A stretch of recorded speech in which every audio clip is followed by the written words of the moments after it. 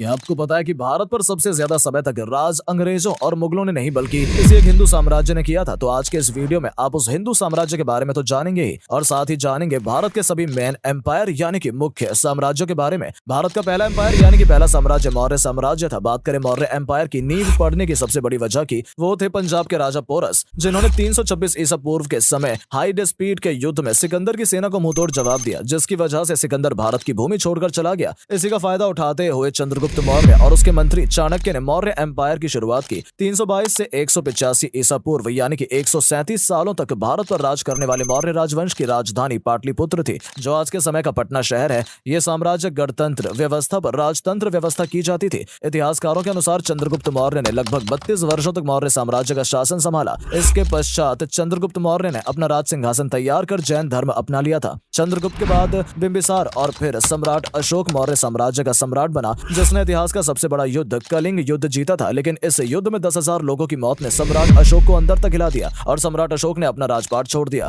बात करें मौर्य साम्राज्य के अंतिम सम्राट की, तो वो थे बृहद्रथ, जिनको इनके ही सेनापति पुष्यमित्र शुंग ने मारकर 185 ईसा पूर्व में भारत के दूसरे एम्पायर शुंग एम्पायर की स्थापना की। पुष्यमित्र शुंग की मौत के बाद अग्निमित्र साम्राज्य का दूसरा सम्राट बना। इस साम्राज्य के राजाओं ने मगध साम्राज्य के केंद्रीय भागों की रक्षा की तथा मध्य भारत में शांति और सुव्यवस्था की स्थापना कर अपने साम्राज्य को बनाए रखा। साथ ही इन्होंने वैदिक संस्कृति के आदेशों का वापसी से स्थापित किया, और ये ही सबसे बड़ी वजह है कि इस साम्राज्य के शासनकाल को वैदिक पुनर्जागरण का काल भी माना जाता है। बात करें साम्राज्य की राजधानी की, तो वो थी विदिशा, जो आज मध्य प्रदेश में है। शुंग एम्पायर ने भारत पर करीब 112 सालों तक राज किया, और इस एम्पायर का अंतिम सम्राट था देवभूति शुंग, जिसकी एक सबसे बड़ी कमजोरी थी औरतें, जिसकी वजह से यह साम्राज्य कमजोर पड़ता चला गया। और इसी साम्राज्य के सचिव वासुदेव कनव ने 75 ईसा पूर्व में देवभूमि शुंग को गद्दी से हटाकर कन्या डायनेस्टी की स्थापना की। कनव डायनेस्टी ने करीब 75 ईसा पूर्व से लेकर 30 ईसा पूर्व तक भारत भूमि पर राज किया। कनव डायनेस्टी के बाद अलग अलग डायनेस्टी आई और गई।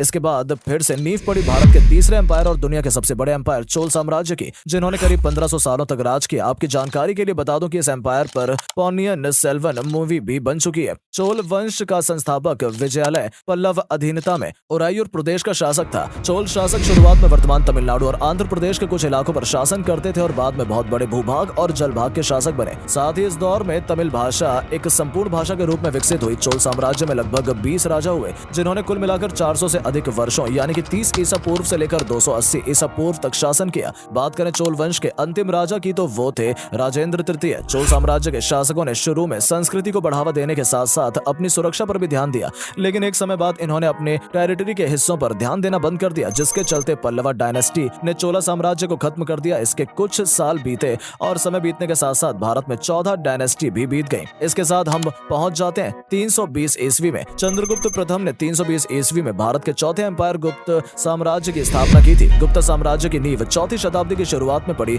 गुप्ता वंश का प्रारंभिक राज्य आज के उत्तर प्रदेश और बिहार में था। साम्राज्य के पहले शासक चंद्रगुप्त प्रथम थे, जिन्होंने विवाह द्वारा सभी गुप्ता वंश के लोगों को एकजुट किया। इसके बाद समुद्रगुप्त ने विजय के माध्यम से साम्राज्य का विस्तार किया। इतिहासकारों की माने तो समुद्रगुप्त के विजय अभियानों ने उत्तरी और पूर्वी भारत में गुप्ता शक्ति का विस्तार किया और मध्य भारत के साथ साथ गंगा घाटी के छोटे मोटे राजाओं को हराकर उनका प्रशासनिक नियंत्रण अपने साम्राज्य के अंदर ले लिया। साम्राज्य के तीसरे शासक चंद्रगुप्त द्वितीय विक्रमादित्य ने अपने साम्राज्य का विस्तार उज्जैन तक किया, लेकिन उनका शासनकाल साम्राज्य विस्तार से ज्यादा सांस्कृतिक और बौद्धिक उपलब्धियों से अधिक जुड़ा हुआ था, क्योंकि इनके राज में वैज्ञानिक और शिक्षा के क्षेत्र में बहुत सी क्रांतियां हुई। साथ ही इस समय कालिदास, ब्रह्ममित्र और वात्सायन ऋषि ने कई ग्रंथ लिखे। 6वीं शताब्दी के मध्य में गुप्ता साम्राज्य का अंत हुआ और ये राज्य एक छोटे आकार में घट गया था। बात करें गुप्ता साम्राज्य के अंतिम शासक की, तो वो थे स्कंदगुप्ता, और गुप्त साम्राज्य ने 275 ईस्वी से लेकर 570 ईस्वी तक शासन किया। गुप्त साम्राज्य का अंत हंस डायनेस्टी ने किया। गुप्त साम्राज्य के अंत के बाद अगर हम इतिहास में तेजी से आगे बढ़ें, तो हमारे सामने आता है भारत का 5वां साम्राज्य ईस्टर्न गंगा एम्पायर, जिन्होंने गुप्ता एम्पायर से कम और चोला साम्राज्य से ज्यादा हिंदुस्तान की जमीन पर राज किया।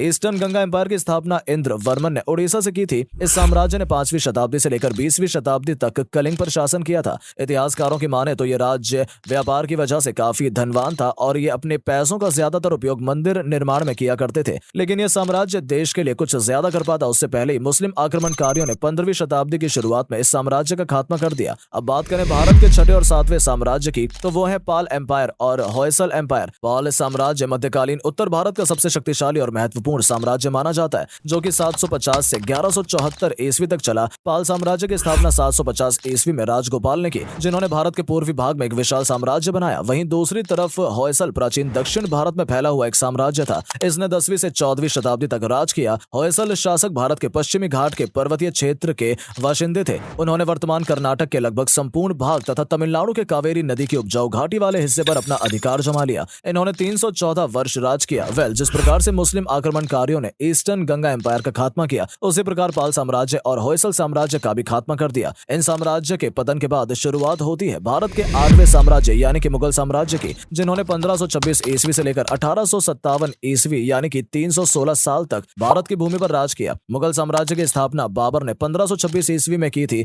और बाबर के बाद हुमायूं सम्राट बना। लेकिन मुगल साम्राज्य का सुनहरा काल था जलालुद्दीन मोहम्मद अकबर का काल। अकबर के बाद सम्राट बने शाहजहां और औरंगजेब। इसी बीच भारत के नवे साम्राज्य मराठा साम्राज्य की भी स्थापना शिवाजी छत्रपति महाराज ने 1674 ईस्वी में की थी। इनका शासनकाल करीब 144 साल तक चला था। शिवाजी छत्रपति महाराज ने मुगलों को हर समय मुंह तोड़ जवाब दिया, लेकिन 1818 ईस्वी में मराठा साम्राज्य का भी पतन हो गया। मराठा साम्राज्य के पतन के 30 साल बाद औरंगजेब के शासनकाल में मुगल साम्राज्य रेत के किले की तरह ढह गया और 150 साल तक चले मुगलों के शासन की ताबूत में आखिरी कील ठोकने का काम किया अंग्रेजों ने। इस तरह ईस्ट इंडिया कंपनी ने भारत के आखिरी साम्राज्य यानी कि मुगल साम्राज्य का अंत करते हुए भारत पर अपनी सत्ता कायम की। तो दोस्तों, कैसी लगी आपको कम समय में भारत के बड़े बड़े साम्राज्य की जानकारी? कमेंट सेक्शन में जरूर बताएं। साथ ही वीडियो को लाइक और शेयर करना बिल्कुल ना भूलें। धन्यवाद।